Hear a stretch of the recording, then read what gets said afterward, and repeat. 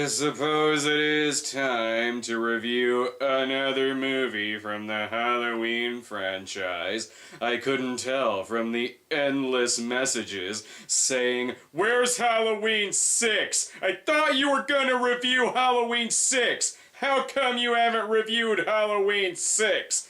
I understand such early frustration, because apparently October of 2016 only has 14 days in it. Halloween, The Curse of Michael Myers takes the bold move of removing sequel numbering, because if you've watched this many Halloween movies, you probably have no use for math. And that's right, I said Halloween, The Curse of Michael Myers. Just look at the trailer. Halloween 6, the origin of Michael Myers. Oh yeah, and it was also plagued with post-production problems, as evidenced by the fact that they couldn't settle on a fucking title! And what's with the Dimension logo?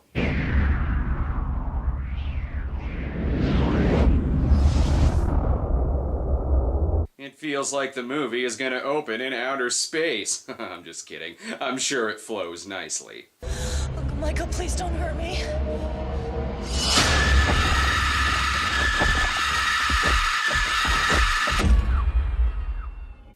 Nope, can't tell this was a movie that was botched in the editing room. As you may remember from last time, Michael was arrested only to be freed by the Hitcher, who also abducted Michael's niece, Jamie Lloyd. It took 6 years to bring this resolution to theaters. I'm sure that means the movie is very smart. Jamie is now older, pregnant, played by another actress, and really stressed, as you can tell by the skewed ratio vision. Who impregnated her, you ask? Why, it was the fucking Pope! They're wearing scrubs and masks to protect the baby and the mother from germs. Everything else here looks completely clean. The baby is clearly Michael's, which is why this cut indicates that she gives birth to fire. Who knows what to do with Jamie Lloyd's baby? The Shadow knows. So for 6 years, Jamie has been held hostage by the Thorn cult, who wanted to impregnate her with Michael's seed. Yeah. And Rob Zombie ruined the franchise. And in case you've forgotten the backstory... When Michael Myers was 6 years old, he stabbed his sister to death. Stop mentioning a better movie! He killed his entire family until his 9-year-old niece, Jamie Lloyd, was the only one left alive. There, mention one of the shittier Halloween sequels. That makes more sense. One of the nurses, I guess just now figuring out the demon seed cult is bad, helps Jamie escape. Only one person can protect her baby, Willow Offgood. Certainly not the nurse, who is trying not to laugh. That way. No. Save your baby. Go, now. Who needs a security system when Michael is just wandering around the premises, ready to jump right back into slasher movie mode in seconds? George P. Wilbur, who played Michael in Part 4, returns here in Part 6, so he clearly has some catching up to do. What? They were inside of a dumpster this entire time? It looked bigger than that. I'm glad this is picking up from the 5th installment. I was wondering how Winona Ryder was going to escape. What? But Rousdower, on the other hand, is way dead.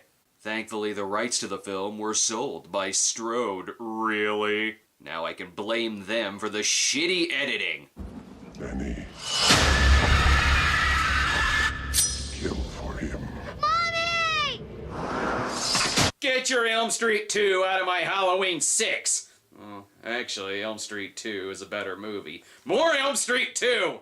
A local radio show tells us that Halloween has been banned for 6 years and is making its return, but the movie doesn't care about that, since it immediately cuts to tits while the program plays. Don't worry, the movie isn't the only one spying.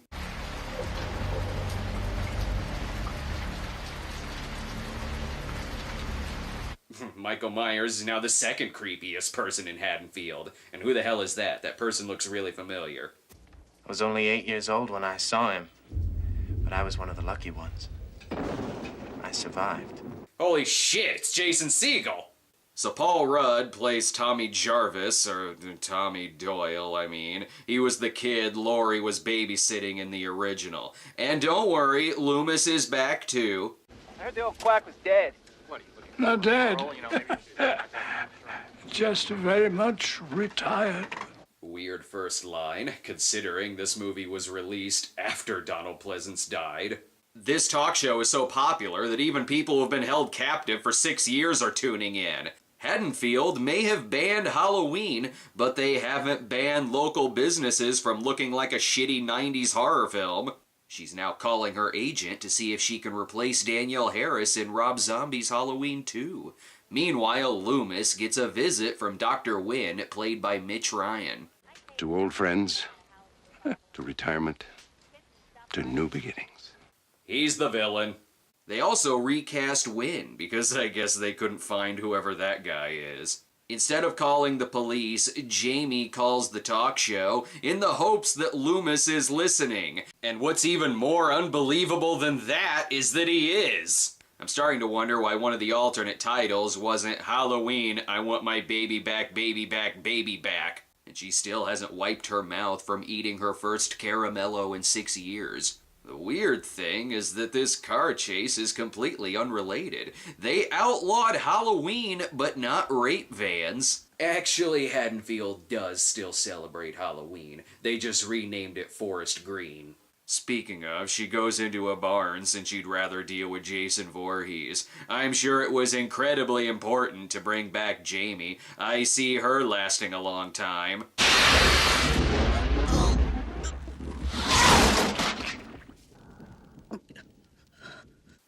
Michael Myers is a really shitty uncle. It's important he turns the machine on. She totally would have survived otherwise. Relatives of the Strode family are now living in the Myers house, and this movie sorta remembers what that house looked like after it was turned into a gothic mansion in 5. Now the movie can begin. Yes, thank you. And here I thought the movie took place in Springwood. I know what fucking movie I'm watching! Asshole Dad John is pissed that kids keep messing with his house on Halloween. Who would have thought that that would happen after moving into the Myers house? Not that there's anything else that makes him detestable. Well, who the hell asked you to come back here in the first place? Doesn't show her face around her own family for 5 years, then comes back and expects us to roll out the red carpet. You think going to college is going to make up for your mistakes, girl? Huh? Oh, yeah, that's it, Deborah. Just keep slipping her the cash. You know, while you're at it, I got a great idea. Here, why don't you give her all of our goddamn money? That guy makes Jack Torrance look like Super Dad, and it gets worse. Get away from her! You shut up and stay out of this. He is so dead. The kid is gonna get him back by ordering a voodoo doll from Creepshow magazine. Are you on the edge of your seat yet?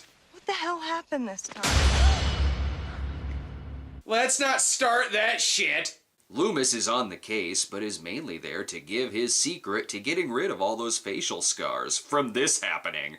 It's time, Michael. And hopefully he tells us just how the fuck he survived that explosion. Again, Tommy Doyle is still the creepiest person here. Supposedly some scary shit happened to him when he was a kid. Yeah, you know, that old Michael Myers thing. You might not have heard about it. Tommy is obsessed with the Myers case. Must be why this is the first we've seen of him since the opening of Part 2. Now we know what Ant-Man would have looked like if it were incorporated into the DC universe. The bus station is now open, but no one has cleaned up this trail of blood all afternoon, or cleaned up the bathroom sink for that matter. Jesus. Or found a screaming baby in the cabinet. What the fuck, Haddonfield? Knocked Up would have been a far different movie if it starred the Rudd character. This is 40 my ass. Kara and her friends have meanwhile found a map to Woodstock 99. I think it's cool. Not everyone in the 90s was Butthead. Some of them were Beavis. Best get that baby to the hospital. It's my baby. There's been an accident. What kind of accident? Get me a doctor, now! Security? Haddonfield Hospital prefers only unpanicky people to bring babies into the hospital, or they'll call fucking security. But then he runs into an old friend. Tommy Doyle.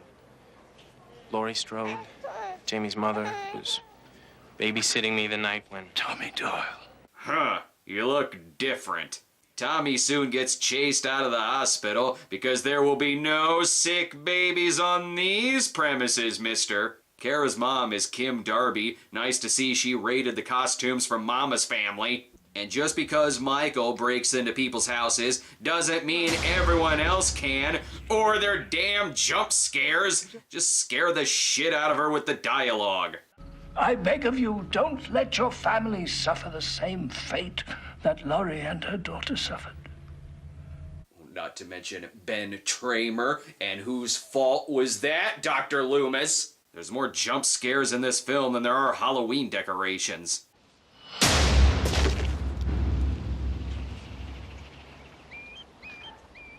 Hey, remember when Tommy was a kid and dropped a pumpkin and then Michael started following him? Yeah, I should be watching the first one right now.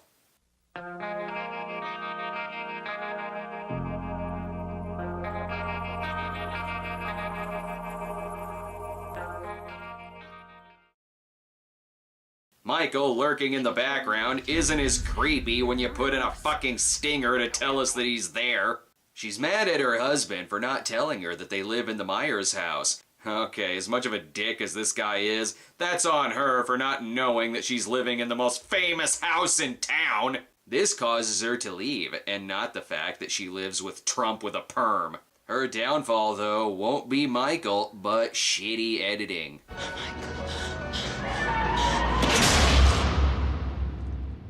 And then John Wayne saves her, but kills her horse in the process. Nice of Michael to clean the sheets after he dirtied them. No one wants to be the only bloody Klansman at the rally. Again, people just walk right into this house. What are you doing here? Someone's not a fan of Over Her Dead Body. He tells them more about the Myers house, but again, the editing makes it confusing. Do you know whose room this used to be? The Phantom of the Opera's room? Tommy takes them all over to his place for safety.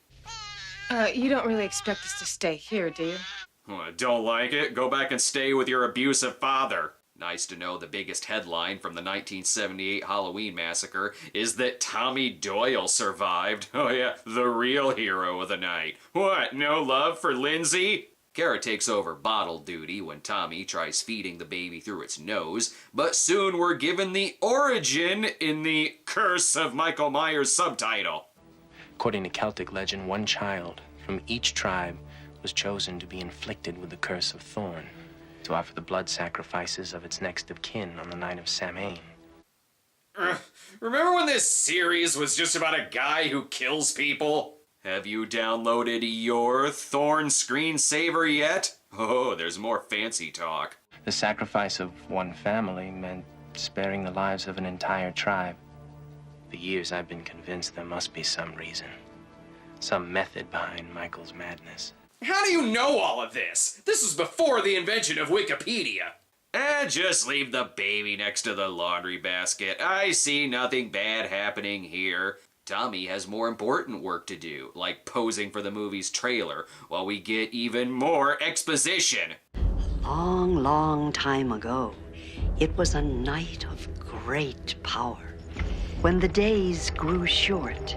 Thanks, Grandma Cochran. I've seen Halloween 3. It's a much better movie than this. And your stupid lightning effects keeps turning this into a self-parody.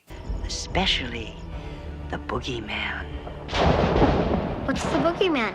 It wouldn't have had the same effect if she just farted after saying the boogeyman. Oh, and it keeps going. Michael heard a voice? It told him to kill his family.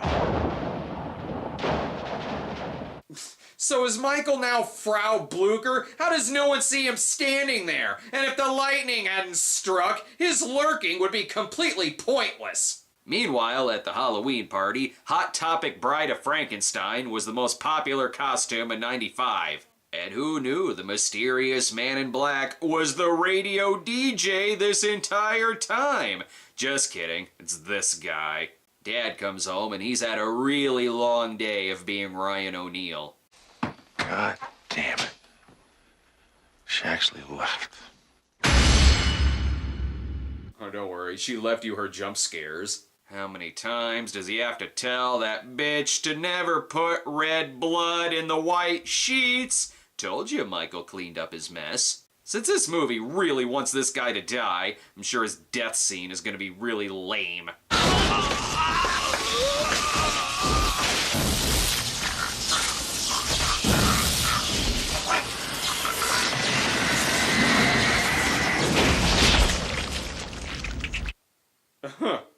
That is the only satisfying thing in this movie.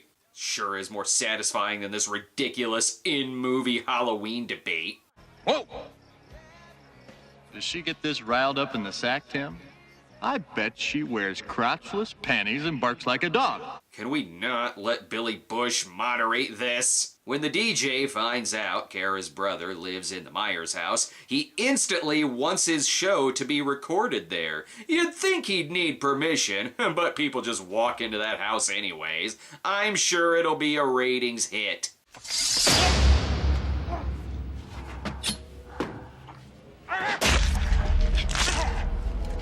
Oh, never mind. We have to wait until Halloween Resurrection to bring multimedia into the Myers house. I'm sure that's a great film. Now that there's no radio show, that frees them up for a sex scene. Not sure why he's being filmed in rapist vision, though. But first, the foreplay.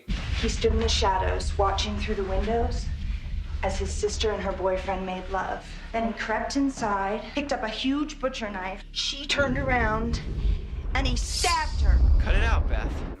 Will this movie ever become its own film instead of just telling us about the first one? That didn't work for Halloween 4, and it sure as shit doesn't work for Halloween 6. But Paul Rudd has figured out the perfect weapon to fight Michael Myers. When you decide to get serious, there's only one place to come. The games of Super Nintendo. A fucking Super Nintendo. I guess no one saw Michael Myers decorate this man like an Ed Gein Christmas display. I think the real mystery should be, why hasn't Paul Rudd aged in 21 years? The answer? Thorn Cult. Time now to wash off that lame sex scene.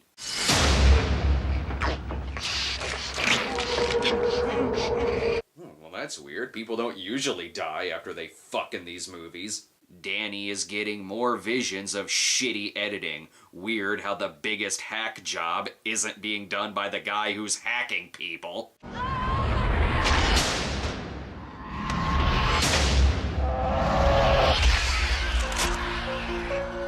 Great, now who is Tommy gonna spy on? Danny is now missing, so Kara goes to the Myers house to find her son. Don't know who Michael is trying to fool here, considering she saw him murder her. She finds Danny, so I assume Michael was off taking a shit, but he's back now. Where the hell did he go? But now Loomis is here to protect them, and his friend too, who I'm sure isn't evil. Careful with the girl. Kara! Win. Well, if you can't trust Greg's dad from Dharma and Greg to lead the cast of The Devil's Reign, who can you trust? Certainly not Tommy's guardian.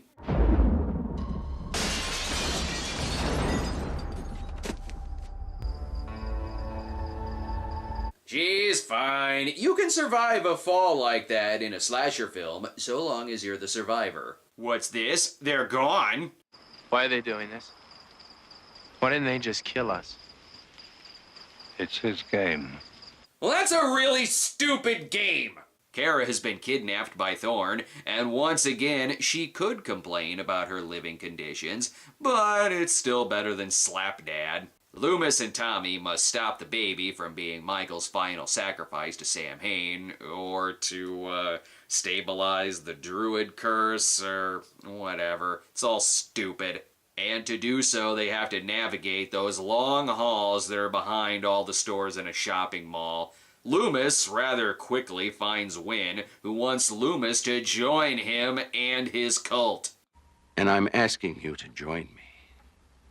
I thought Michael was a monster. But you... Dude, what are you doing? He was totally about to say yes. Uh-oh, maximum security ward. That's for people who have been kidnapped and really, really, really don't like it.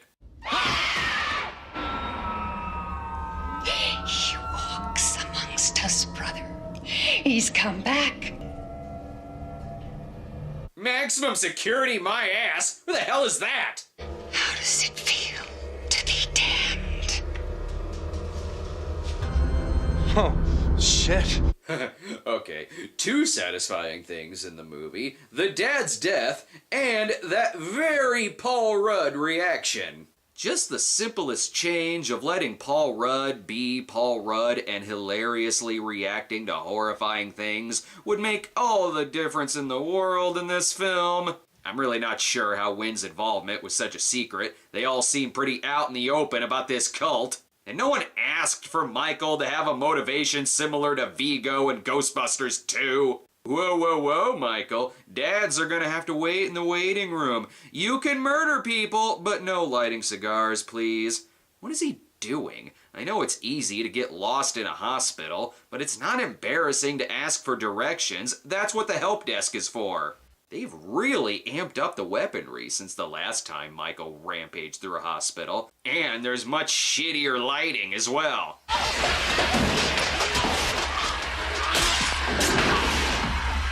In Michael's defense, he was stopping them from giving birth to the fly. And if you didn't want a massacre to break out, you shouldn't have turned on the strobe lighting, or made your hallway look like Death's prostate.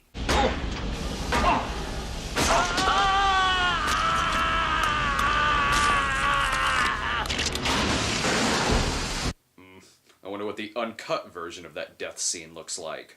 God, these anti-Planned Parenthood videos get more ridiculous every day.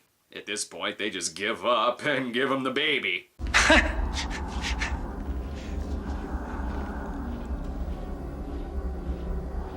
He's yours.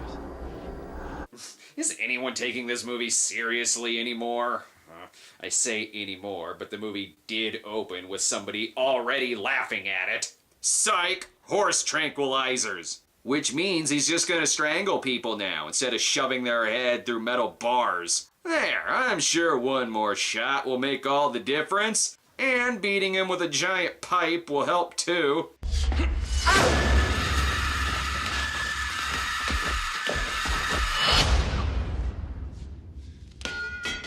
You just made being hit in the head look confusing. Fuck this editing! Oh, and Loomis is back. Not sure how he escaped, but whatever. I'm sure all of this will lead to a totally non-confusing and satisfying conclusion.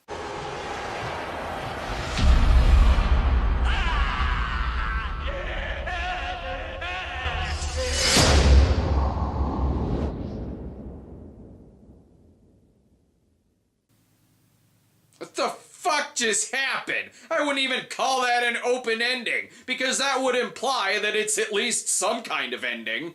So Loomis says he has business to attend to, the others leave, Michael took off his mask and left behind a shot, and Loomis screams about something. There's a shot of the Myers house, a pumpkin, and credits. The end?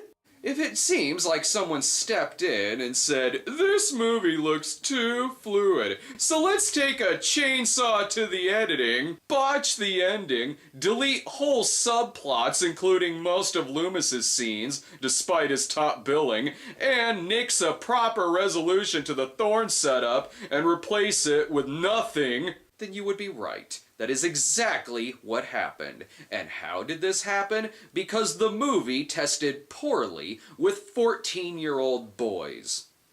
I'm not kidding. Whiny 14-year-olds who didn't like a more intricate Thorne conclusion caused the film's climax to be heavily reshot, only without Donald Pleasance because he died before the reshoots, resulting in a shit-for-brains ending that wouldn't even please a 7-year-old, let alone a 14-year-old.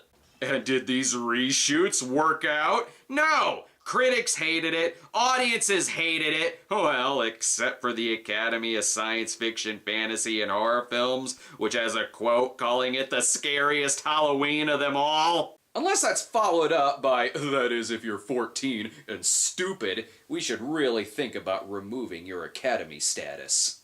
The only thing this movie did right was make people really curious to check out the original version, known as the producer's cut. That's right. 2 Halloween 6s, both radically different from each other.